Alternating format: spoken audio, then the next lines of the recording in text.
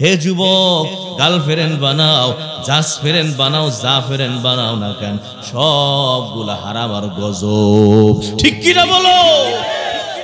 হে যুবক, যত বন্ধু বান্ধবী তুমি বানাইলা রে যুবক, সবগুলা হারাম সম্পর্ক। বিবাহের আগে কোনো সম্পর্ক ইসলামে নাই।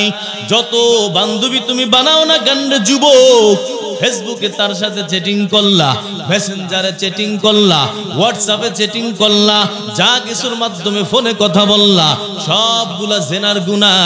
আল্লাহর কসম, এই অবস্থায় যদি মারা যাও, আল্লাহ জানে জান্নাতে নাও যাও না জাহান্নামে যাও, কোনো গ্যারান্টি নাই। যারা যৌন শক্তিকে নিজের জায়গায় প্রয়োগ করে না, স্ত্রী থাকতে আরেক মহিলার লগে সম্পর্ক লাগায় আছে না নাই, তাদের জন্য জাহান্নামের একটা দরজা। যারা রাগকে জায়গা মতো প্রয়োগ করে না, তাদের জন্য জাহান্নামের আর একটা দরজা। হে যুবক, 7টা জাহান্নামের দরজা, 7টা গুনাহ, মৌলিক গুনাহ হলো 7টা। এখন তোমাকে উদাহরণ দিয়া বুঝাই, যদি এমন হয় যে 6টা গুনাহ তুমি করো নাই, 6টা গুনাহ তোমার মধ্যে নাই, 6টা গুনাহ থেকে পরিপূর্ণ তওবা করছো, একটা গুনাহ তোমার মধ্যে আছে, এখন বলো যেই গুনার জন্য যেই জাহান্নামের দরজা আছে, একটা গুনাহ থাকার কারণে জাহান্নামের ওই দরজা খোলা থাকবে নি? খোলা থাকবে না? খোলা থাকবে। 6টা গুনাহ তুমি তওবা করছো, একটা গুনাহ থেকে তুমি তওবা করো নাই, ওই গুনাহের কারণে তুমি কিন্তু জাহান্নামে যাইতেছো। তাহলে কবিরা গুনাহ 700, তুমি 699 কবিরা গুনাহ থেকে যদি বাঁচলা, আল্লাহর কসম একটা কবিরা গুনাহই তোমাকে জাহান্নামে নেওয়ার জন্য যথেষ্ট। অজুর অঙ্গ প্রত্যঙ্গ, যখন আপনি আমি অজু করি, অজুর জায়গাগুলো স্পষ্ট একেবারে গুনাহ মুক্ত হয়ে যায়। আমাদের আল্লামা মুফতি তাকি উসমানী দামাত বারাকাতুহুম বলেন, হে দুনিয়ার মানুষ শোনো, ওই অঙ্গ প্রত্যঙ্গের সাথে যত গুনাহ যায় সবগুলা হলো সগীরা গুনাহ। তবে সাথে সাথে তুমি যদি তওবা করো, তওবা করার লগে লগে তোমার কবিরা গুনাহগুলো মাফ হয়ে যায়। 5 ওয়াক্ত ওযু করলা, যদি ওযুর সময় তওবা করলা, সগীরা গুনাহও মাফ হইল, কবিরা গুনাহগুলো মাফ হয়ে গেল। এভাবে যদি জীবনটা চলে, তোমার জিন্দেগিতে একটা গুনাহও বাকি নাই। আমার নবী বলেন, তাইবু মিনাজ যামবি কামান লা যামবালা। যুবক, তওবা করো, আবার গুনাহ হয়, সমস্যা নাই। ওযু ভাঙলে যেমন ওযু করো, তওবা ভাঙলে আবার তওবা করো। একবার তওবা করছো, আধা ঘন্টা পর ভেঙে গেল, আবার তওবা করো, মালিককে বলো, ও মালিক আল্লাহ, তওবা করছিলাম ভেঙে গেল, আবার তওবা করতেছি আল্লাহ। যুবক, এইভাবে জীবনটাকে চালাও, 1 বছর 2 বছর 5 বছর চালাও, দেখবা শয়তান আর তোমার দ্বারে কাছে আসতে সাহস পাবে না। কারণ দেখবে যতই গুনাহ করাই, আবার তওবা করে মাফ হয়ে যায়। এই জন্য আল্লাহর নবী ওযুর মধ্যে একটা দোয়া শিখাই দিয়েছেন। ওই দোয়া যদি পড়া যায় রে যুবক, ওই দোয়া পড়ার বরকতে তোমার দুনিয়াও হাসিল হবে। আমাদের তাকি উসমানী দামাত বারাকাতুহুম বলেন, এই দোয়া যদি কবুল হয়, দুনিয়াও সে লাভবান, আখিরাতেও লাভবান। দুনিয়াও টাকার মালিক হবে, দুনিয়াও বাড়ি গাড়ির মালিক হবে, আবার আখিরাতেও আল্লাহ তার জন্য জান্নাত বানাই দিবেন। দোয়াটা কি? আল্লাহুম্মা গফিরলি যামবি ওয়া ওয়াসসি'লি ফি দারি ওয়া বারিক লি ফি রিজকি। মুফাসসির আসেনি? এই দোয়া পড়বেন, কারণ দোয়ার মধ্যে 3টা জিনিস অনেক বড় দাম, অনেক সুন্দর। 3টা জিনিস চাওয়া হইছে, একটা জিনিসের মধ্যে আখিরাত চাওয়া হইছে, 2টা জিনিসের মধ্যে দুনিয়া চাওয়া হইল। আল্লাহর নবী দোয়া শিখাইছেন, আল্লাহুম্মা গফিরলি যামবি, হে আল্লাহ তুমি আমার সব গুনাহগুলো মাফ করে দেন। আপনি বলেন, গুনাহমুক্ত অবস্থায় যদি কবরে যায়, জান্নাতে যাবে নাকি জাহান্নামে যাবে? এই দোয়া যদি কবুল হয়ে যায়, এই বেচারার জন্য জান্নাতের সব দরজা খোলা, জাহান্নামের সব দরজা তার জন্য বন্ধ। 2 নম্বর দোয়া, ওয়াসসি'লি ফি দারি, ও আল্লাহ আমাকে তুমি বড় বাড়ির মালিক বানিয়ে দাও আল্লাহ, আমার বাড়িটা যেন ছোট থাকে না, আমার বাড়িটা যেন নরমাল না থাকে, আমার বাড়িটা যেন বিল্ডিং হয়ে যায়। এই দোয়া কিন্তু ওযুর মধ্যে আল্লাহর দরবারে নবী শিখাইছেন আমাদেরকে। অবারিকলি ফি রিজকি, হে আল্লাহ তুমি আমার রিজিকের মধ্যে বরকত দিয়া দাও। রব্বুল আলামিন আমার টাকার মধ্যে বরকত দিয়া দাও, পয়সা পাতির মধ্যে বরকত দিয়া দাও, আমার জমি জমার মধ্যে বরকত দিয়া দাও। এই তিন দোয়া যদি কবুল হয়, দুনিয়ায় যেমন আরাম, আখিরাতেও বড় আরাম। या इलाही मुझसे मुझको दूर कर, ताकि देखो मुझ में तुझको एक नजर, मैले मोमिन सोए मोमिन मिशवाद, मैले काफिर सोए काफिर मिशवाद। তাহলে যখন খুশু খুশুর সাথে ওযু করলাম, মানে কারো সাথে কথা বললাম না, মনোযোগ সহকারে তিনবার কুলি করলাম, আর মনে মনে ভাবলাম আমার মুখের গুনাহ জয়রা যায়। তিনবার নাকে পানি দিলাম, মনে মনে ভাবলাম আমার নাকের গুনাহ জয়রা যায়। মুখ ধোয়ার সময় চিন্তা করলাম মুখের গুনাহ জয়রা যায়। হাত পা অঙ্গ প্রত্যঙ্গ ধুইতেছি, আর আমি মনে মনে চিন্তা করতেছি আল্লাহ আমার এই অঙ্গের গুনাহ যেমন যায়, আমার দিলের গুনাহ থেকেও আমি তোমার দরবারে তওবা করলাম। অন্তরের দ্বারা যত গুনাহ হইছে সব গুনাহ থেকে তোমার দরবারে মাফ চাই। এই যে ওযুর মধ্যেই মালিকের লগে কথা, এই ওযু কইরা যদি নামাজে দাঁড়াও রে যুবক, ওই নামাজটাও বড় মজাদার হয়ে যায়। নবী বলেন মহিলারা হলো আওরাত, ইদা খরাজাত ইস্তাশরাফাহা শায়তান, যখন মহিলা রাস্তায় বেপরদায় বের হয়, এই মহিলার উপর শয়তান সওয়ার হয়ে যায়। এজন্য মহিলাদের জন্য ঘ্রাণ ব্যবহার করা বাহিরে জায়েজ নাই, পর পুরুষের সামনে ঘ্রাণ নিয়ে যাওয়া জায়েজ নাই, একমাত্র স্বামীর সামনে ঘ্রাণ নিয়ে যাবে, এবং সাজগোজ কইরা অন্য পর পুরুষকে দেখানো জায়েজ হবে না, একমাত্র নিজের স্বামীর সামনেই সাজগোজ করে যাবে। তাহলে একটা গুনাহ হলো চোখের গুনাহ, দৃষ্টি শক্তির গুনাহ, আর একটা গুনাহ হলো শ্রবণ শক্তির গুনাহ, আর একটা গুনাহ হলো ঘ্রাণ শক্তির গুনাহ, নাকের দ্বারা গুনাহ হয়।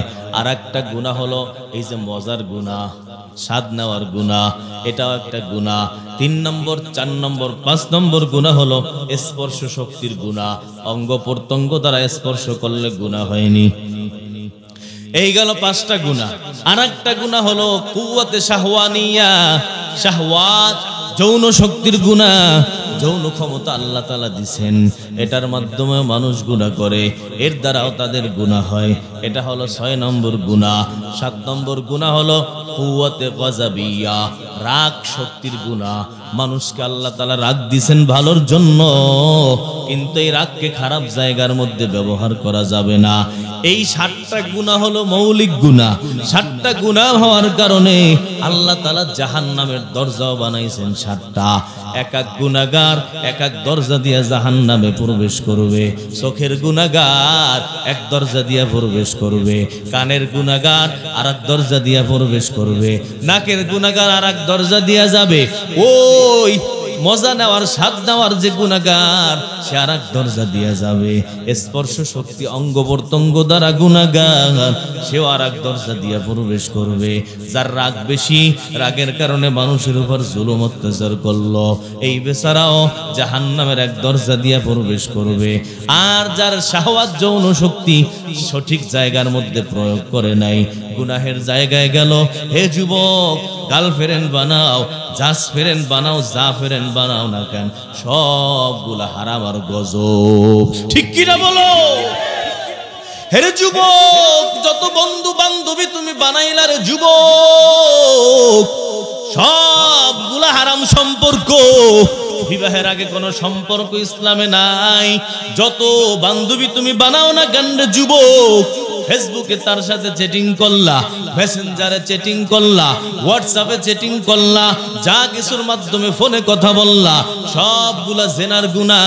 আল্লাহর কসম এই অবস্থায় যদি মারা যাও, আল্লাহ জানে জান্নাতে নাও যাও না জাহান্নামে যাও কোনো গ্যারান্টি নাই।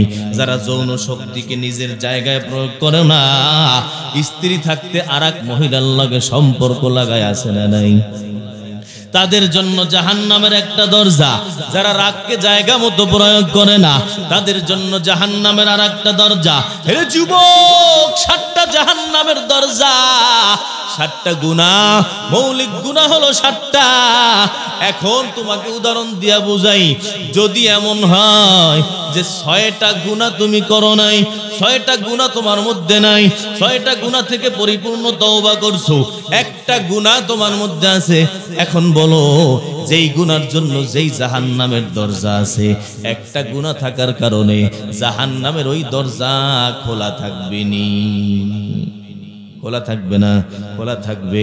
6টা গুনাহ তুমি তওবা করছো, একটা গুনাহ থেকে তুমি তওবা করো নাই, ওই গুনাহের কারণে তুমি কিন্তু জাহান্নামে যাইতেছো। তাহলে কবিরা গুনাহ 700, তুমি 699 কবিরা গুনাহ থেকে যদি বাঁচলা, আল্লাহর কসম একটা কবিরা গুনাহই তোমাকে জাহান্নামে নেওয়ার জন্য যথেষ্ট। অজুর অঙ্গ প্রত্যঙ্গ যখন আপনি আমি অজু করি, অজুর জায়গাগুলো স্পষ্ট একেবারে গুনাহ মুক্ত হয়ে যায়। আমাদের আল্লামা মুফতি তাকি উসমানী দামাত বারাকাতুহুম বলেন, হে দুনিয়ার মানুষ শোনো, ওই অঙ্গ প্রত্যঙ্গের সাথে যত গুনাহ যায় সবগুলা হলো সগীরা গুনাহ। তবে সাথে সাথে তুমি যদি তওবা করো, তওবা করার লগে লগে তোমার কবিরা গুনাহগুলো মাফ হয়ে যায়। 5 ওয়াক্ত ওযু করলা, যদি ওযুর সময় তওবা করলা, সগীরা গুনাহও মাফ হইল, কবিরা গুনাহগুলো মাফ হয়ে গেল। এভাবে যদি জীবনটা চলে, তোমার জিন্দেগিতে একটা গুনাহও বাকি নাই। আমার নবী বলেন, তাইবু মিনাজ যামবি কামান লা যামবালা। যুবক, তওবা করো, আবার গুনাহ হয়, সমস্যা নাই। ওযু ভাঙলে যেমন ওযু করো, তওবা ভাঙলে আবার তওবা করো।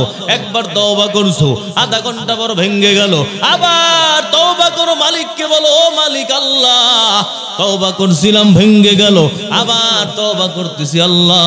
যুবক, এইভাবে জীবনটাকে চালাও, 1 বছর 2 বছর 5 বছর চালাও, দেখবা শয়তান আর তোমার দ্বারে কাছে আসতে সাহস পাবে না। কারণ দেখবে যতই গুনাহ করাই, আবার তওবা করে মাফ হয়ে যায়। এই জন্য আল্লাহর নবী ওযুর মধ্যে একটা দোয়া শিখাই দিয়েছেন। ওই দোয়া যদি পড়া যায় রে যুবক, ওই দোয়া পড়ার বরকতে তোমার দুনিয়াও হাসিল হবে। আমাদের তাকি উসমানী দামাত বারাকাতুহুম বলেন, এই দোয়া যদি কবুল হয়, দুনিয়াও সে লাভবান, আখিরাতেও লাভবান। দুনিয়াও টাকার মালিক হবে, দুনিয়াও বাড়ি গাড়ির মালিক হবে, আবার আখিরাতেও আল্লাহ তার জন্য জান্নাত বানাই দিবেন। দোয়াটা কি? আল্লাহুম্মা গফিরলি যামবি ওয়া ওয়াসসি'লি ফি দারি ওয়া বারিক লি ফি রিজকি। মুখস্থ আসেনি? এই দোয়া পড়বেন, কারণ দোয়ার মধ্যে 3টা জিনিস অনেক বড় দাম, অনেক সুন্দর। 3টা জিনিস চাওয়া হইছে, একটা জিনিসের মধ্যে আখিরাত চাওয়া হইছে, 2টা জিনিসের মধ্যে দুনিয়া চাওয়া হইল। আল্লাহর নবী দোয়া শিখাইছেন, আল্লাহুম্মা গফিরলি যামবি, হে আল্লাহ তুমি আমার সব গুনাহগুলো মাফ করে দেন। আপনি বলেন, গুনাহমুক্ত অবস্থায় যদি কবরে যায়, জান্নাতে যাবে নাকি জাহান্নামে যাবে? এই দোয়া যদি কবুল হয়ে যায়, এই বেচারার জন্য জান্নাতের সব দরজা খোলা, জাহান্নামের সব দরজা তার জন্য বন্ধ। 2 নম্বর দোয়া, ওয়াসসি'লি ফি দারি, ও আল্লাহ আমাকে তুমি বড় বাড়ির মালিক বানিয়ে দাও। আল্লাহ আমার বাড়িটা যেন ছোট থাকে না, আমার বাড়িটা যেন নরমাল না থাকে, আমার বাড়িটা যেন বিল্ডিং হয়ে যায়। এই দোয়া কিন্তু ওযুর মধ্যে আল্লাহর দরবারে নবী শিখাইছেন আমাদেরকে। ওয়াবারিকলি ফি রিজকি, হে আল্লাহ তুমি আমার রিজিকের মধ্যে বরকত দিয়া দাও। রব্বুল আলামিন আমার টাকার মধ্যে বরকত দিয়া দাও, পয়সা পাতির মধ্যে বরকত দিয়া দাও, আমার জমি জমার মধ্যে বরকত দিয়া দাও। এই 3 দোয়া যদি কবুল হয়, দুনিয়ায় যেমন আরাম, আখিরাতেও বড় আরাম। ইয়া ইলাহি মুঝসে মুঝকো দূর কর, ताके देखो मुझ में तुझको एक नजर, मैले मोमिन सोए मोमिन मिशवाद মাইলে কাফের সোয়ে কাফের নিশাওয়া। তাহলে যখন খুশুর সাথে ওযু করলাম, মানে কারো সাথে কথা বললাম না, মনোযোগ সহকারে 3 বার কুলি করলাম, আর মনে মনে ভাবলাম আমার মুখের গুনাহ জয়রা যায়। 3 বার নাকে পানি দিলাম, মনে মনে ভাবলাম আমার নাকের গুনাহ জয়রা যায়। মুখ ধোয়ার সময় চিন্তা করলাম মুখের গুনাহ জয়রা যায়। হাত পা অঙ্গ প্রত্যঙ্গ ধুইতেছি, আর আমি মনে মনে চিন্তা করতেছি, আল্লাহ আমার এই অঙ্গের গুনাহ যেমন যায়, আমার দিলের গুনাহ থেকেও আমি তোমার দরবারে তওবা করলাম। অন্তরের দ্বারা যত গুনাহ হইছে সব গুনাহ থেকে তোমার দরবারে মাফ চাই। এই যে ওযুর মধ্যেই মালিকের লগে কথা, এই ওযু কইরা যদি নামাজে দাঁড়াও রে যুবক, ওই নামাজটাও বড় মজাদার হয়ে যায়। বকুন সুস্তি নামাজে পাঞ্জগানা, ফাওয়াইলুল লিল মুসাল্লিন আল্লাযিনা, মুমিনারা ইনামাজ ইমদাদ দাগা ইস্তাঈনু আয়াতে কুরআন বিখা, আয়াতে কদ আফলাহারা ইয়াদকুন গৌর কুন্দর মানিয়াজ দিল সাদিকুন। আমাদের নামাজে কেন মন বসে না? কারণ আমাদের ওযুই ঠিক মতো হয় না। 1 বার 2, 2 বার 2, 3 বার 2, একবার ওযু করতে গিয়ে 1 বালতি পানি নষ্ট করি। এই ওযু দিয়ে নামাজ পড়লে কোনো নামাজে মন বসবে না। তাহলে 1 নম্বর অঙ্গ প্রত্যঙ্গ চমকাইবে ওযুর জায়গাগুলো। আমার পয়গম্বর বলেন হাসরের ময়দানে আমি আমার উম্মতকে চিনব। কেমনে চিনব? 4টা আলামতের মাধ্যমে চিনব। একটা আলামত হলো ওযুর জায়গাগুলো চমকাইতে থাকবে। 2 নম্বর আলামত হলো সেজদার জায়গাগুলো কিয়ামতের ময়দানে চমকাবে। অন্য কোনো উম্মতের সেজদার জায়গা চমকাবে না, কিন্তু উম্মতে মুহাম্মাদির সেজদার জায়গা বড় আলো। হে যুবক, কোন সেজদার জায়গা আলো? যেই সেজদা মালিকের দরবারে যদি কবুল হয়ে যায় তাহলে আলো হবে। আর নামাজ পড়লাম, সেজদা যদি কবুল না হয় ওই সেজদা কোনোদিন আলোকিত হবে না। হারাম খাইয়া যত সেজদা করো, কোনো সেজদায় কোনো আলো থাকবে না। ঠিক কি না বলো? এর নবীর উম্মত মুসলমানের দল, হারাম খাইয়া যত সেজদা করবা কোন সেজদা মালিকের দরবারে কবুল হবে না। একটা লোকমা হারাম, ওই লোকমা হারাম খাইয়া যত মুনাজাত দরবারে যুবক, কোন মুনাজাত আল্লাহর দরবারে কবুল হবে না। আমার নবী বলেন সেজদার জায়গা চমকাবে। এটা দ্বারা আমি আমার উম্মতকে চিনব। 3 নম্বর বলেন আমার উম্মতকে ডান হাতে আমলনামা দেওয়া হবে, অন্য কোন উম্মতকে ডান হাতে আমলনামা দেওয়া হবে না। এইটার মাধ্যমে আমি আমার বান্দা, আমি আমার উম্মতদেরকে চিনব। 4 নম্বর আলামত হলো আমার উম্মত যারা হাসরের ময়দানে থাকবে, যারা জান্নাতি হবে, তাদের ডানে নূর চমকায়, বামে নূর চমকায়, তাদের সামনে নূর চমকায়, তাদের পিছনে নূর চমকায়। এই নূর চমকানোর মাধ্যমে আমি আমার বান্দা উম্মতদেরকে চিনতে পারবো। নবী বলেন হাসরের ময়দানে উম্মতে মুহাম্মাদি যারা হবে এদের সামনে আলো থাকবে। ভালো করে শোনেন, হাসরের ময়দান পুরাটা অন্ধকার, একেবারে অন্ধকার। এই অন্ধকারে আলো ছাড়া একজনও চলতে পারবে না। আলো লাগবে। আলো কোত্থেকে? এই যে আল্লাহ যে আয়াত আমি তেলাওয়াত করছি, এই আয়াতে পাকের মধ্যে আল্লাহ তাআলা বলছেন ইয়াউমা তারাল মুমিনিনা ওয়াল মুমিনাত ইয়াসআ নূরুহুম বাইনা আইদিহিম ওয়া বিআইমানিহিম। ও পয়গম্বর, কিয়ামত যখন কায়েম হবে, কিয়ামতের ময়দানে আপনি দেখবেন ওই মুমিন পুরুষ যারা, তাদের সামনে নূর চমকায়, তাদের পিছনে নূর চমকায়, তাদের ডানে নূর চমকায়, তাদের বামে নূর চমকায়। মুমিন মহিলা যারা, তাদেরও সামনে পিছনে ডানে বামে নূর চমকাইতে থাকবে।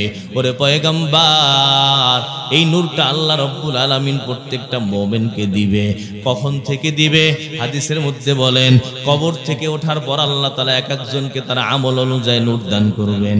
কারো নূর হবে আঙ্গুল পরিমাণ, কারো নূর হবে একটা রুকু দেওয়া মানুষ পরিমাণ, কারো নূর হবে দাঁড়ানো মানুষ পরিমাণ, আবার কারো নূর হবে খেজুর গাছের সমান লম্বা।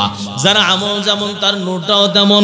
আল্লাহ রাব্বুল আলামিন বলেন ও পয়গম্বর, ইয়াউমা তারাল মুমিনিনা ওয়াল মুমিনাত ইয়াসআ নূরুহুম বাইনা আইদিহিম ওয়া বিআইমানিহিম, যারা কিয়ামতের ময়দানে নূর পাবা তোমাদের জন্য সৌভাগ্য।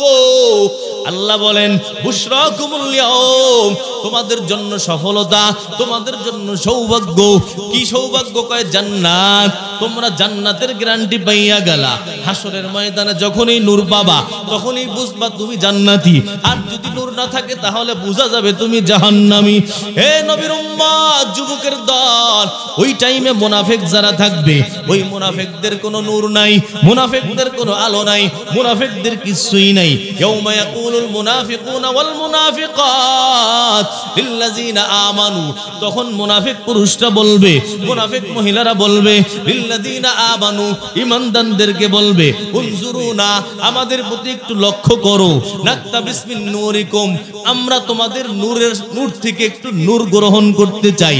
এই মানুষগুলো জানতো দুনিয়ায় যখন আমরা ছিলাম, দুনিয়ায় চলাফেরা করতে গিয়া যখন আলো থাকতো না, লাইট থাকতো না, তখন আর একজনের পেছনে পেছনে চললে গন্তব্যে যাওয়া যাইতো। তারা এখন চিন্তা করবে, যেহেতু আমাদের হাতের মধ্যে লাইট নেই, আমাদের হাতের মধ্যে নূর নাই, আমরা তো অন্ধকারে সামনে আগাইতে পারবো না। এখন কি করা যায়? এই যে যেই মানুষগুলো নূরওয়ালা আছে তাদের লগে লগে আমরা যাই, তাদের পেছনে পেছনে আমরা যাই, হয়তোবা তাদের আলোর সাথে সাথে আমরা যাইতে পারবো।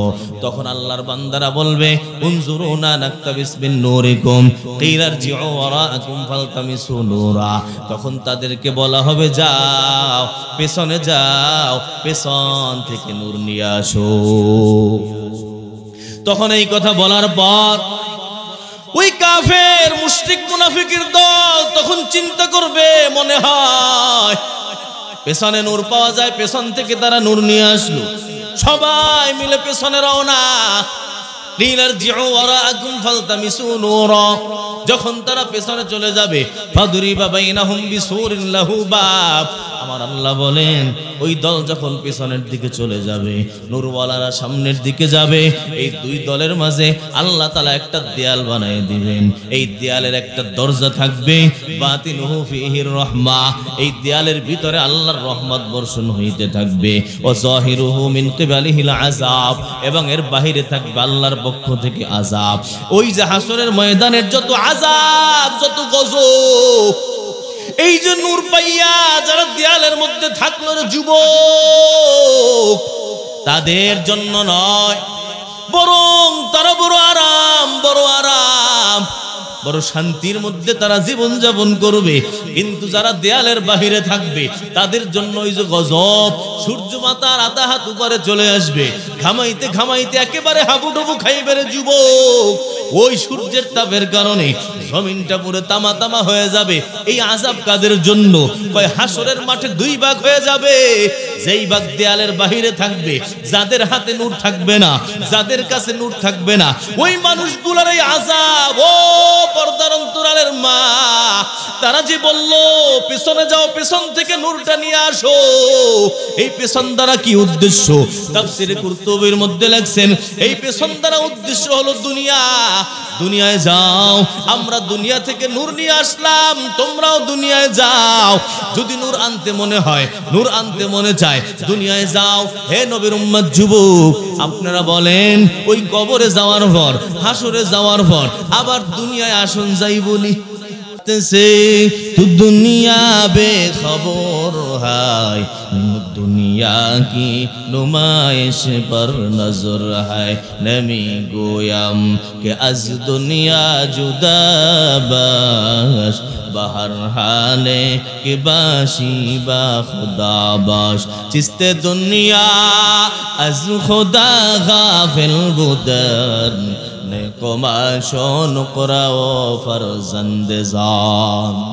তাহলে বোঝা গেল কিয়ামতের ময়দানে মানুষ দুই দলে বিভক্ত হয়ে যাইব।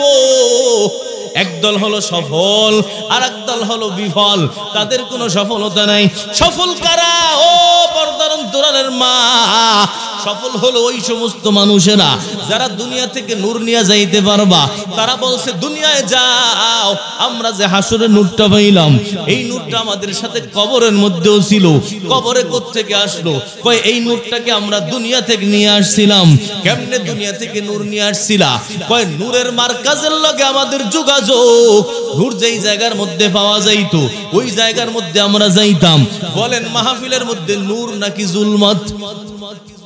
হে যুবক, মসজিদের মধ্যে যাও। মসজিদ এমন জায়গা, মসজিদগুলো হলো নূরের মার্কাজ।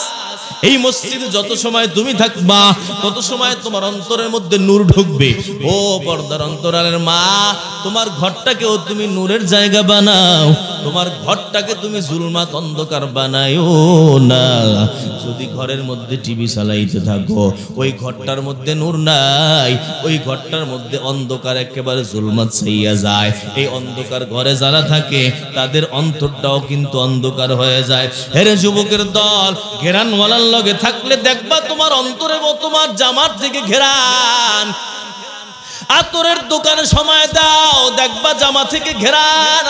আর চামড়ার দোকানে যদি সময় দাও দেখবা যখন তুমি বের হবা চামড়ার দুর্গন্ধ জামার মধ্যে, ঠিক কিনা? সুতরাং যেই জায়গার মধ্যে অন্ধকার ওই জায়গায় যারা থাকবারে যুবক, ওই জায়গার মধ্যে একেবারে তোমাদের দিলটা অন্ধকার হয়ে যাবে। এই জন্য ঘরটাকে আলোকিত বানাও। ও পর্দার অন্তরালের মা, ঘরের মধ্যে সকালবেলা কোরআন তেলাওয়াত করো, তাহাজ্জুদের নামাজ আদায় করো, দেখবা ঘরটা বড় আলোকিত হয়ে যাবে। ঘরের মধ্যে জিকির করো, ঘরের মধ্যে তেলাওয়াত করো, ঘরের মধ্যে দোয়া করো, কান্নাকাটি করো। আগে তো কোরআন তেলাওয়াত করতো, এখন আর মানুষ তালাশ করে পাওয়া যায় না, ঘরে কোনো কোরআনের তেলাওয়াত শোনা যায় না। আগে ফজরের পরে তেলাওয়াত শোনা যাইতো, এখন সবাই ঘুম, ঠিক কিনা বলেন? ওই রাত্র 12টা পর্যন্ত টিভি দেখলো, সকাল 10টার সময় ঘুমের থেকে উঠলো, ফজরের নামাজটাও নাই, তাহাজ্জুদ তো দূরের কথা, কোরআনের তেলাওয়াতটাও ঘরের মধ্যে নাই। এই ঘরের মধ্যে শুধু ঝগড়া আর ঝগড়া। আল্লাহর কসম, ও পর্দার অন্তরালের মা, সন্তানকে যদি ঠিক বানাইতে চাও ঘরটাকে নুরানি বানাও, ঘরের মধ্যে ইবাদতের পরিবেশ বানাও, ঘরের মধ্যে গুনাহ রাইখো না। যত গুনাহ সবগুলা অন্ধকার।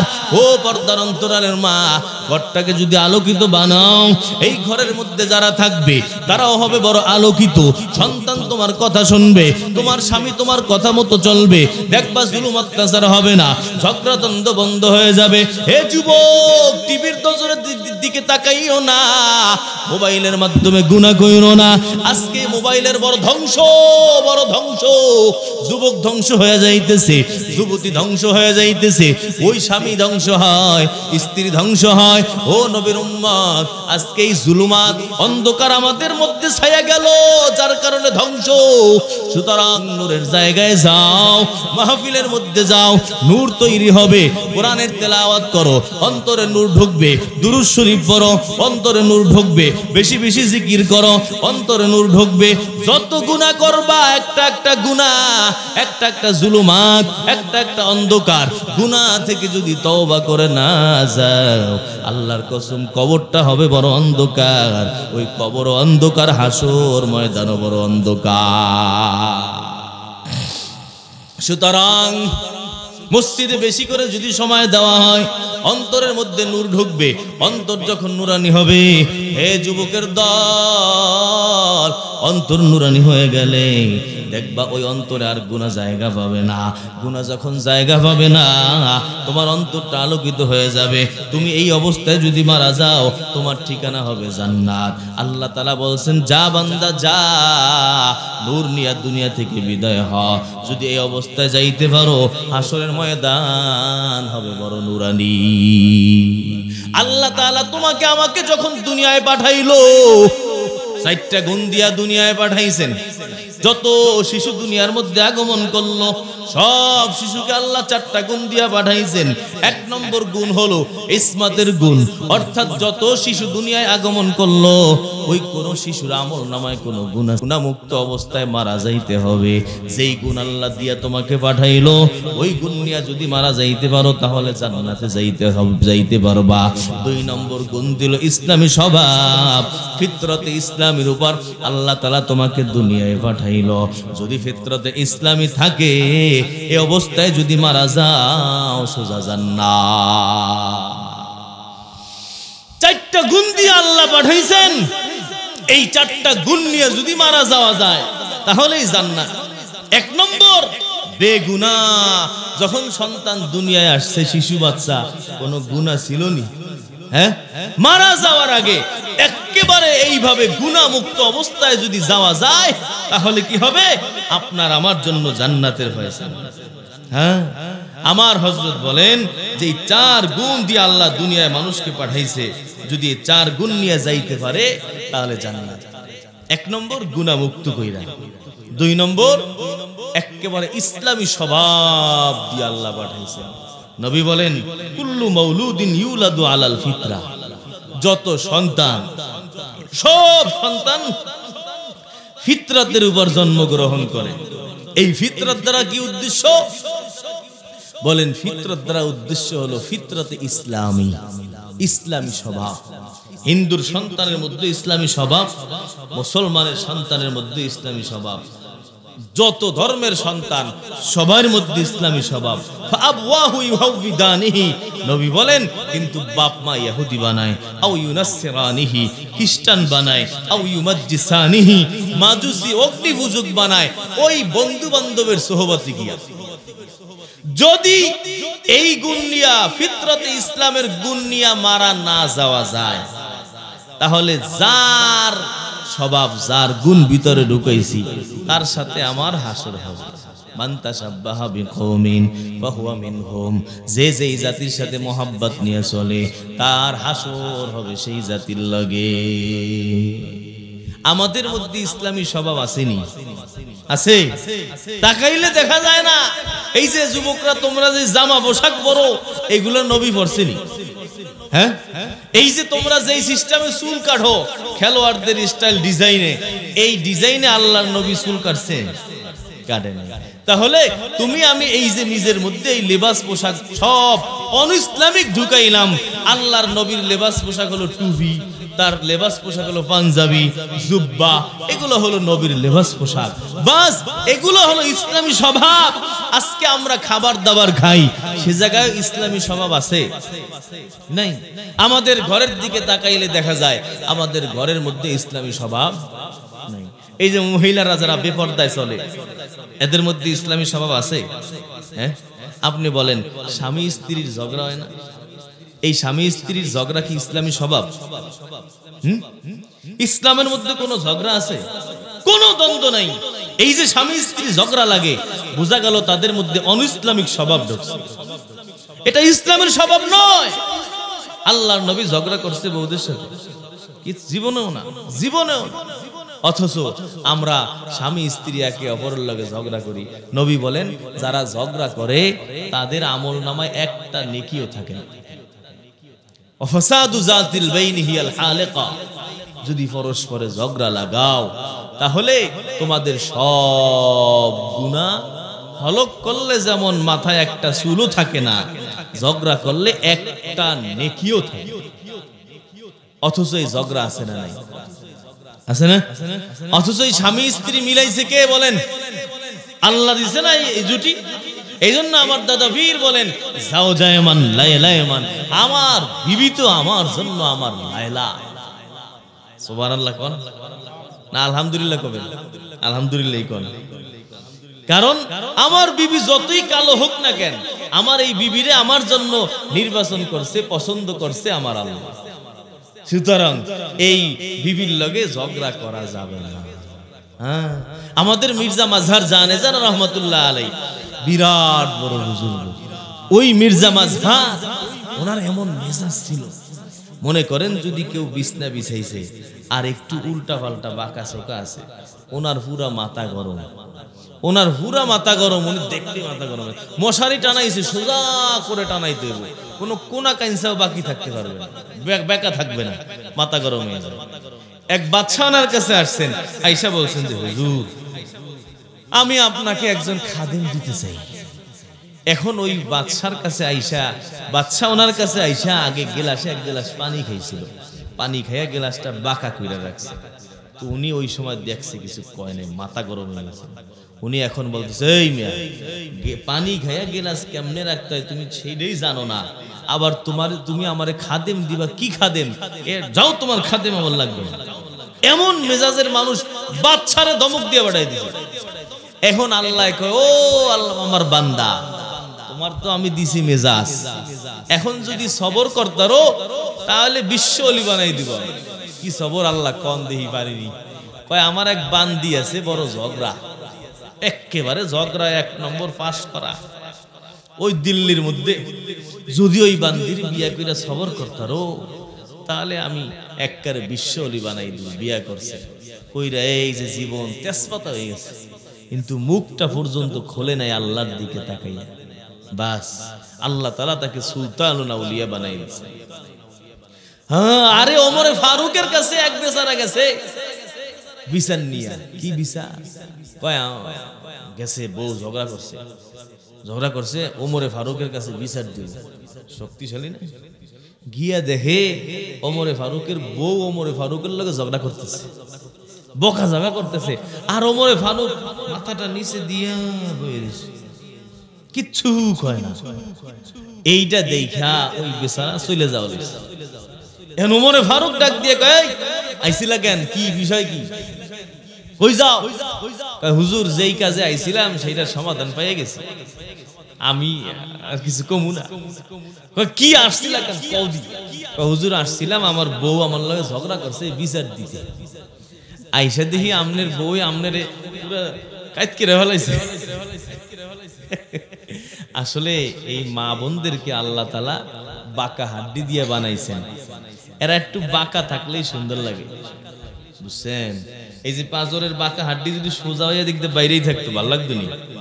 হ্যাঁ, এই যে বাঁকা আছে গোল আছে এইটাই সুন্দর দেখায়। এই এদেরকে আল্লাহ বানাইছে। নবী বলছেন এদের আকল আমি কম দিছি, বুদ্ধি কম দিছি, দিন কম। এদের দিন কম না? এরা মাসে 7 দিন 10 দিন নামাজ পড়তে পারে না। ইচ্ছা করলেও আল্লাহ নামাজ পড়া হারাম বানাই দিছে। এরা রোজা সব রাখতে পারে না, মাঝখানে রোজা ভাঙ্গা লাগে।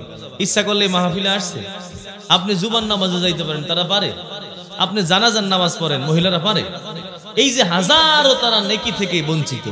এদের এই জন্য দিনও কম, এদের আকলও কম। এরা যদি একটু খেয়াল করে চলে তাহলে জান্নাতে যাবে। বাকি নবী বলছেন বেশি মহিলাদেরকে উরিতু কুন্না আকসারা আহলিন নার। নবী মেরাজ থেকে আয়েশা বলছেন ও মহিলার দল, আমি কিন্তু বেশি তোমাদেরকে জাহান্নামে দেখছি। কারণ কি? 2 কারণ। তুকসিরনাল লানা, তোমরা গজব বেশি ফালাও, তাই না? ঝগড়া লাগলে কয় আল্লাহর গজব তোর মাথায় পড়বে। তোমরা বেশি গজব ফালাও। এই গজব যারা ফালায় উল্টা কিন্তু তার মাথার মধ্যে গিয়েই পড়ে। নবী বলেন হাদিসে, কেউ গালি দিছে, কার উপর গজব নাজিল করছে, এটা পুরো আকাশে ঘুরতে থাকে। ঘুরতে ঘুরতে এটা আকাশে উঠতে চায়, ফেরেশতারা উঠতে দেয় না। ডানে বামে সব জায়গা যাইতে চায়, যাইতে দেয় না। মাটিতে ঢুকতে চায়, তাও ঢুকতে দেয় না। কই যাইবো? যারে বকা দিছে, যাকে গজব ফালাইছে তার মাথায় গিয়া পড়তে চায়। দেখে না এখানেও ফরন যাইব না, যার জন্য গজব পাঠাইছে এই গজবের উপযুক্ত না। পরে গিয়া লাস্টে যে গজবটা পাঠাইছে ওর মাথার মধ্যে গিয়েই পড়ে। বদদোয়া দিছে না যে আল্লাহ যেন তোর ঠ্যাং ভেঙে গেল, ভাঙবো নিজের ডাই। ঠিক কিনা? হ্যাঁ, এইগুলো 1 নম্বর। 2 নম্বর তাকফুরনাল আশিরা, তোমরা স্বামীর বেশি নাশুকরিয়া করো, নাফরমানি করো। কয় এই সংসারে আমি দেখা টিক্কা আছি, এই তোমার লগে এই কেউ সংসার করতো না। কয়নি? এটা ওনাদের একটা ডায়লগ আর কি, ডায়লগ। মা বোনরা আপনারা রাগ করেন না, আমি আপনাকে পক্ষে আছি। এটা ওনারা একটা ডায়লগ দেয়, এটা বলে, সব করে আপনি খালি মনে করেন যে খালি আপনি করে না, সব করে। হুজুরের বউ কয় যে আমি দেখে তোমার সংসার করে গেলাম, নাইলে এই বাতরাইন দেখে খাওয়াইতো না, পাইতা না কিছু। আমার বাপ মা আরো কত জায়গা বিয়ে ঠিক করেছিল, কপাল ভরা খালি এই জায়গায় এসে ফেলাইছে। পুরুষেরাও কিন্তু কম না, এরাও কিন্তু জুলুম অত্যাচার করে মহিলার উপর। দেখেন মা বোনদেরকে জুলুম অত্যাচার কইরা কষ্ট দিয়ে মাইরা মহিলা কিন্তু জান্নাতে যাওয়া যায় না। বিড়াল রে কষ্ট দিয়ে জাহান্নামে গেছে, কুত্তারে পানি খাওয়াইয়া জান্নাতে গেছে। মা বোনদেরকে কষ্ট দিলে কিন্তু অবস্থা খারাপ। ওমরে ফারুক কি বলে জানেন? এই শোনো, তোমার বিবি বক্সে তাতে কি হয়েছে? আমার বিবি যে আমার তোমার সামনে তো বকতেছে, দেখুন আমি চুপচাপ করে শুনতেছি, আমার কি পাওয়ার কম না বেশি? কয় বেশি। কত বেশি? শয়তান দৌড়ায় খালি রাস্তা দিয়ে আপনারা দেখলে। এত পাওয়ার যখন, তখন কি আমার বিবির উপর পাওয়ার আমি খাটাইতে পারি না? পারেন, খাটাই না কেন? কি জানি খাটান না কেন? শোনো, এরা আমাদের কাছে অনেক হক পায়, এরা পাওনাদার। যে হকদার হয় সে একটু ওই যার কাছে পাওনাদার এরা একটু বকাঝকা দেয়, তাই না? যে পাওনাদার সে একটু বেশি কথা বলেই, ঠিক মতো টাকা না দিলে আইসা একটু বকাঝকা করে। এরা পাওনাদার, কি অনেক হক তাদের, সেটা আমরা দেই না। কি কি হক? কয় তাদেরকে ঘর দিতে হবে, তাদেরকে পোশাক দিতে হবে, তাদেরকে খাবার দাবার দিতে হবে, এগুলো তাদের হক। আরো অনেক হক আছে। আপনি বলেন, ঘর যখন আমরা মহিলাদেরকে থাকার জন্য ঘর দেই, এই ঘরটা কেমনে দেই? কিন্তু ইট বালু সিমেন্ট পাঠাইয়া দেন যে তুমি এখন ঘর বাড়ি বানায় থাকো, এরকম না। বরং আপনি নিজে ইট কিনাই না, সিমেন্ট কিনাই না, মেস্তুরি আইনা পয়সা খরচ কইরা ঘর বানাইয়া তারপরে বিবিকে বলেন, বিবি আসো, এটা তোমার বাড়ি, এই জায়গার মধ্যে তুমি থাকো, ঠিক না? ঘর এমন পেশ করি। জামা যখন বানাইয়া দেন, জামা তার পোশাক যখন আপনি দেন, এমন কিন্তু করেন না, নাও এই যে সুতা কিনা দিলাম, সুতা দিয়ে নিজে কাপড় বানাবা, কাপড় বানাইয়া তারপর নিজে সেলাই করবা, নিজে সেলাই করে তারপরে পরবা, এমনটা কিন্তু করি না, ঠিক না? খাবার দাবারের ব্যাপারে কেমন করি? ওই খাবার দাবারের ব্যাপারেও কিন্তু এমন করতে হবে, একেবারে খানা রেডি করা, খানা পাকানো খাবার আইনা মা বোনদেরকে খাওয়াইতে হইব। আরে খানা দানার ক্ষেত্রে আমরা কি করি? এই নাও চাউল, এই নাও ডাল, এই যে পিঁয়াজ মরিচ, এই মাছ গোস সব রান্ধো, রাইন্দা পরে তুমিও খাও, আমারে খাওয়াও। এই যে মা বোনরা যে রাঁধতেছে, এইটা আপনার আমার উপরে দয়া করতেছে। না হলে যেমন বানানো ঘর তারা হকদার, বানানো পোশাক তারা হকদার, প্রস্তুত করা বানানো খাবারের তারা হকদার। আপনি নিজে রান্না করে খাওয়াইবেন। আপনি ফতুয়া বিভাগে জিগান, এই মাসালা পাবেন। আমার হযরত আল্লামা আব্দুল গফফার দামাত বারাকাতুহু বলেন যে মহিলারা খাবারের হক কিভাবে রাখে? খাবার রান্না করে পাকাইয়া সুস্বাদু খাবার তার সামনে আপনাকে পেশ করতে হবে, যে নাও তোমার খাবার দিলাম, তুমি খাও। এই যে বেচারি সারা দিন আপনারা রান্না বেড়ে খাওয়ায়, একটু লবণ বেশি হয়েছে তো প্লেট দিরা ফালাই দেয়, ঠিক না? আর যে কত বকাঝকা করে, আহারে আল্লাহ, আল্লাহ ধরবো গিয়া কিয়ামতে। খালি মহিলা গই ধরবো না, আমাগরেও ধরবো। এই বেটা কি পাইছিস? সব একটা লেখা রাখছি করায় গন্ডায়, নরম পাইয়া উপর জুলুম করছো, অসম্ভব। হ্যাঁ, এই যে হকদার তারা, ওমর ফারুক বলেন যে এই হক তো সে আমার কাছে পায়, আমি তো তারে খানা রান্না করে খাওয়াইতে পারি না, সে তো আমাকে উল্টা রান্না করে খাওয়ায়। এই যে আমার ইহসান অনুগ্রহ করতেছে, এটাই তো বড় দয়া। আমি আবার তার লাগে কিসের ঝগড়া করবো? করুক গা সে ঝগড়া আমার লাগে, আমি চুপ থাকবো। আপনি বলেন চুপ থাকলে সমস্যা আছে? কোনো সমস্যা নেই, বরং সবর করলে কত বড় পুরস্কার। বউ কথা শুনবে না, কিন্তু সারা দুনিয়া আমার কথা শুনবে। আবুল হাসান খেরকানি এক বুজুর্গ, ওনার কাছে আসছে এক বন্ধু দেখা করতে। বন্ধু দেখা করতে আসছে, আসার পরে বাসায় জিজ্ঞাসা করছে হুজুর আসেনি? বাসার থেকে কি হুজুরের কাছে আইসেন একটা খেজুর বদমাইশ বাটপার ভণ্ড, এর লগে আমি সংসার করি, আর কেউ হইলে সংসার করছে না, মইরা যাও, ওই জঙ্গলে গেছে, যাও হেনে তুমি। একদার স্ত্রী বকাঝকা, বেচারায় কয় আই হায় রে, ভুলই করলাম না, এত বড় আল্লাহর ওলি শুই না আইলাম, বৌদি আরে খালি বকাঝকা করতেছে। বাগানের দিকে রওনা দিছে, আয়েশা দেখতেছে আল্লাহ তাআলার বান্দা, ওই বুজুর্গ আল্লাহ তার কাছে ইলহাম নাজিল করেছেন, বান্দা তোমার বন্ধু তোমার লগে সাক্ষাতে আসছে, কিন্তু বাড়িতে তোমার বউ এমন বকাঝকা কইরা দিছে, ও বান্দা যাও যাও সামনের দিকে যাও, দেখা হবে। আবুল হাসান খেরকানি রাহমাতুল্লাহি আলাইহি দেখ আসতেছেন বাগান থেকে, কিসের মধ্যে আরোহণ করে, কয় বাঘ, হিংস্র বাঘ প্রাণীর মধ্যে, ওই কতগুলো লাকড়ি নিয়া বাঘের মধ্যে আরোহণ কইরা, হাতের মধ্যে একটা লাঠি, ওই লাঠি হলো সাপের লাঠি, সাপের লাঠি দিয়া বাঘকে ফিডেয়া ফিডেয়া জঙ্গল থেকে কাটকাইটা বাড়ি আনতেছে। ভালো না? উনি দেখা আল্লাহ এত বড় বুজুর্গ, দেখো কত বড় কারামতি, আল্লাহ কথাবার্তা বইলে চলে গেছে।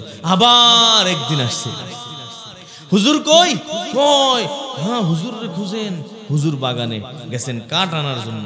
হুজুর এত ভালো, এত ভালো, এর মতো ভালো মানুষ নাই, এর মতো আল্লাহওয়ালা নাই, এর মতো নেককার নাই, আল্লাহ তার হায়াত বাড়াই দু, খালি শোনা আমার শোনা। উল্টাই গেল না? কি বলেন? বাগানের দিকে গেছে, আয়েশা দেখে যে ওই কান্দের মধ্যে লাকড়ি নিয়ে আইতেছে, নিজের কান্দে লাকড়ি, আগে ছিল বাঘের কান্দে, এখন লাকড়ি নিজের কান্দে। এই বেচারার এখন প্রশ্ন জায়গা গেছে যে আয় হায় রে হুজুর, বিষয়টা কি? আগে তো একরকম, এখন আর একরকম, কারণটা কি? উনি তখন জবাব দিছে, শোনো, আগে আমার যে বউ ছিল, ওই বউ এত খারাপ ব্যবহার আমার সাথে করত, আমি একটা মুখ খুলতাম না, সবর করতাম। সবর করার কারণে এই বউ আমার কথা শুনতো না, কিন্তু বনের জঙ্গলের বাঘ পশু পাখি সবাই আমার কথা মতো চলতো। আমার ওই বউ মারা গেছে, মারা যাওয়ার পরে আমি আর একজনের বিয়ে করছি। এই বেচারি এত ভালো যে আমার ছাড়া সে কিছু বুঝেই না, সারা দিন সারা রাত আমার খেদমত, কিন্তু লাভ কি হয়েছে? আমার আরো লস হয়ে গেছে। বউ ভালো ব্যবহার করার কারণে ওই যে আল্লাহ এক কারামতি দিছিল, বনের জঙ্গলের পশু পাখি কথা শুনতো, এখন আর শোনে না, এখন আর শোনে না, শোনে না, শোনে না, এখন আর শোনে না। এখন নিজের কাঠ নিজের কান্দে লইয়া তারপরে আসা লাগে। আরে তাহলে এই যে আল্লাহ কয় গুণ দিয়া পাঠাইলো? 4 গুণ। দুইটা কি? 1 নম্বর হলো মাসুম অবস্থায় পাঠাইছেন, 2 নম্বর ইসলামী স্বভাব দিয়া পাঠাইছেন। আমরা আমাদের এই মাসুমকেও নষ্ট করি গুনাহ কইরা, ইসলামী স্বভাবকেও নষ্ট করি গুনাহ কইরা। 3 নম্বর হলো হালাল খাওয়ার গুণ দিয়ে আল্লাহ পাঠাইছেন। যখন দুনিয়ায় আসছি তখন মায়ের বুকের দুধ সবার আগে আমার মুখে গেছে, মায়ের বুকের দুধের চেয়ে হালাল খাবার দুনিয়ায় আছে। 4 নম্বর হলো আল্লাহ তাআলা কান্নার গুণ দিয়ে পাঠাইছেন। এই কান্নার গুণ, এইটা এমন এক গুণ, ছোট বাচ্চা কান্না দিয়েই সবকিছু উসুল করে, ঠিক কিনা? খাবার দরকার, কান্না শুরু করলো, মা এখন বুঝতে পারে আমার সন্তান, তার মনে হয় ক্ষুধা লাগছে, কান্না করতেছে, মা গিয়ে খাবার দাবার খাওয়াইলো। একটু পর আবার কান্না শুরু করেছে, মা এখন বলতেছে এখন তো ক্ষুধা লাগে নাই, মনে হয় তাহলে পেশাব করছে, জাগাইয়া দেখে হা হা কাঁথা ভিজাইয়া ফেলাইছে, কান্নার মাধ্যমে সব হাসিল করতেছে। হেরে যুবক, মালিকের দরবারে কান্দো, মালিকের দরবারে চোখের পানি ঝরাও, কি লাভ, কি লাভ? ছোট বাচ্চা যেমন কান্না দিয়া সব উসুল করলো, তুমি আমিও যদি কান্দি, ওই মালিক আমার সব কিছুর ব্যবস্থা করবেন। এই জন্যই তো আবু বকর কত কান্নাকাটি করলো। হে নবীর উম্মত, আবু বকর 1 নম্বর জান্নাতের গ্যারান্টি পাইলো, কিন্তু তারপর মসজিদ নববীর পাশে গিয়া ওই জান্নাতুল বাকির মধ্যে গিয়া বলে, আল্লাহ আমি আবু বকরকে মানুষ কেন তুমি বানাইলা? আল্লাহ আমাকে যদি একটা ওই পশু পাখি বানাইতা, আমাকে যদি খড়কুটা বানাইতা আল্লাহ, তাহলে তো আমার কোনো হিসাব নিকাশ থাকতো না রে আল্লাহ। আজকে আমার কি যেন হালাত হয়। এই যুবক আল্লাহরে যদি পাইতে চাও, ওই আলেম ওলামাদের সাথে সম্পর্ক রাখো। নূরের ঘর বড় মসজিদ, নূর, নূরের মার্কাজের মধ্যে যত বেশি যাবার যুবক, তত নূর অন্তরে ঢুকবে, কিয়ামত যখন কায়েম হয়ে যাবে, কিয়ামতের আগে বাইতুল্লাহ কাবা শরীফকে আল্লাহ রাব্বুল আলামিন আসমানে উঠাইয়া নেবেন। কারণ এক জালেম এই কাবা ঘরকে ধ্বংস করার জন্য আসবে। আল্লাহ তাআলা তখন ফেরেশতাকে বলবেন, ফেরেশতা যাও, আমার ঘরকে কেউ ধ্বংস করতে পারবে না। আমার ঘর বাইতুল্লাহ, এটাকে ধ্বংস করার অধিকার আমি কাউকে দেই নাই।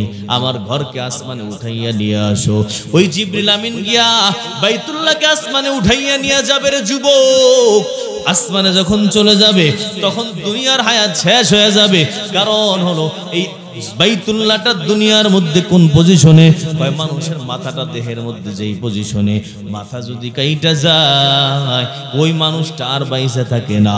বাইতুল্লাহ যখন আসমানে যাবে, দুনিয়ার সব মসজিদগুলো আসমানে যাবে। আসমানে যাওয়ার পর এই মসজিদগুলো মুসাল্লিদেরকে একটা একটা চিনতে পারবে। আল্লাহরে বলবে, আল্লাহ গো, এই মুসাল্লিটারে আমি চিনি আল্লাহ, একে আমার মধ্যে থাকতো, সব সময় নামাজ আদায় করতো। ও মালিক, এই মানুষটা বড় আপন, তোমার মসজিদকে মহাব্বত করত। আল্লাহ, তুমি একে জাহান্নামে দিতে পারবা না। হে যুবক, ওই মসজিদ সুপারিশ কইরা তোমাকে জান্নাতে নিব, মসজিদ সুপারিশ কইরা আমাকে জান্নাতে নিবে। এই জন্য খলিফা হারুনুর রশিদ এত বড় বুজুর্গ বান্দা চিন্তা করলো আল্লাহর জন্য একটা মসজিদ বানাবে। ওই মসজিদের মধ্যে কারো টাকা পয়সা নিবে না, শুধুমাত্র নিজের টাকা নিজে দান করবে। ঠিকই একটা মসজিদ বানাইলো। হঠাৎ করে একদিন রাত্রেবেলা স্বপ্নে দেখলো জান্নাতের মধ্যে আল্লাহর বান্দা পৌঁছে গেছে। জান্নাতে যাওয়ার পর দেখতেছে সুন্দর একটা বাড়ি দেখা যায়। ওই বাড়ির মধ্যে ঢুকতেছে, দুইটা বাড়ি একই রকম দেখা যায়। ফেরেশতারা বলতেছে, ও হারুন, এই যে তোমার মসজিদ বানাইছো সেটার বিনিময়ে আল্লাহ জান্নাত বানাইছেন। হারুনুর রশিদ ওই ঘরের মধ্যে ঘুইরা পুইরা সুন্দর করে দেখে আসছেন। পাশের ঘরে ঢুকতে গেছেন, ফেরেশতারা বলে, না না, এটা তোমার ঘর নাই, ঘরে তুমি ঢুকতে পারবা না। হারুনুর রশিদ বলতেছেন, কেন? আমার ঘরের মতোই তো দেখা যায়, আমি কেন ঢুকতে পারবো না? ওই ফেরেশতারা বলতেছে, ও হারুনুর রশিদ, এই ঘরটা তোমার না, এটা অন্য মানুষের ঘর। হারুনুর রশিদ স্বপ্ন ভাঙ্গা যায়। ওই যারা কাজ করছিল যোগালী রাজমিস্ত্রি সবাইকে ডাইকা পাঠাইছেন। ডাইকা আইনা বলতেছেন, শোনো, আমি তো আমার ঘর বানানোর জন্য কারো থেকে একটা পয়সাও নেই, আমি একমাত্র নিজেই বানাইলাম আল্লাহর জন্য, বিনিময় আমার জন্য একটা ঘর। কিন্তু এমন কে আছো, আমার মনে হয় এই আমার ঘরের মতো আর একটা ঘর তার জন্য আমি জান্নাতে দেখলাম। এমন কেউ আছো কিনা গোপনে আমার মসজিদের মধ্যে দান করছো, আমার মসজিদের মধ্যে শরীক হইছো? রাজমিস্ত্রির একজন দাঁড়ায় বলে, হুজুর, আমি আমি আমি আমি এই কাজটা করছি হুজুর। কি ব্যাপার বলো? আপনি যখন ঘোষণা দিচ্ছেন কারো টাকা পয়সা নেবেন না, আমার মনে বড় আশা আমি আপনার মসজিদের মধ্যে শরীক হব। এই জন্য আপনার যে বালু আনছি, ওই বালুর মতো আমার বাসায় কিছু বালু ছিল হুজুর, আমি ওই বালুগুলাই না আপনার অজান্তে আপনার বালুর সাথে লাগাইয়া দিলাম। হয়তোবা এটা কবুল হইছে, এই জন্য জান্নাতে বড় বাড়ি পাইলাম। এরে মুসলমানের দল, এই মসজিদ বড় দামি ঘর। এর লাগে যারা সম্পর্ক রাখবা সবগুলা জান্নাতে যাবা। মসজিদে যারা ঢুকবে তারা আল্লাহ তাআলার মেহমান। মান দাখালাহা কানা যাইফান লিল্লাহ। মসজিদে যারা প্রবেশ করবা সবাই আল্লাহর মেহমান। আল্লাহ কি দিয়া মেহমানদারি করবে? কিরাহু আল মাগফিরা। মসজিদে ঢুকলে সব গুনাহ মাফ হয়ে যায়। ওয়া তাহিয়াতুহু আল কারামা। মসজিদ থেকে যখন বের হবা আল্লাহ তোমার সম্মান সবার কাছে বাড়ায় দিবে। আমার নবী বলেন, যারা মসজিদ বানাবা তোমার জন্য আল্লাহ জান্নাতে বড় ঘর বানায় দিবে। মসজিদ বানাইতে কে কে রাজি? দুইটা হাত জায়গায় আল্লাহরে দেখাই দি, নারায়ে তাকবীর। আল্লাহ কবুল করেন। আলহামদুলিল্লাহ, আপনাদের যে মসজিদটা আছে এই মসজিদটার নির্মাণের জন্য, প্রস্তাবিত মসজিদের নির্মাণ কাজের জন্য বাস কোন কোন বান্দা আছেন যে হুজুর এই সুযোগটাকে কাজে লাগাইতে চাই, একটা ইট দিয়া যে বান্দা সাহায্য করবেন আপনার জন্য আল্লাহ জান্নাতে একটা বাড়ি বানাবেন, কে চান? ইনশাআল্লাহ একটা ভাই দাঁড়াই যায় যে হুজুর এই মসজিদের জন্য আমি 5,000 টাকা দেবো ইনশাআল্লাহ। একটা ভাই দাঁড়াবেন যে হুজুর আমি মসজিদের জন্য 5,000 টাকা দিতে চাই, মান নামে বাবার নামে। বাস, মা কবরে গেছে, বাবা কবরে গেছে,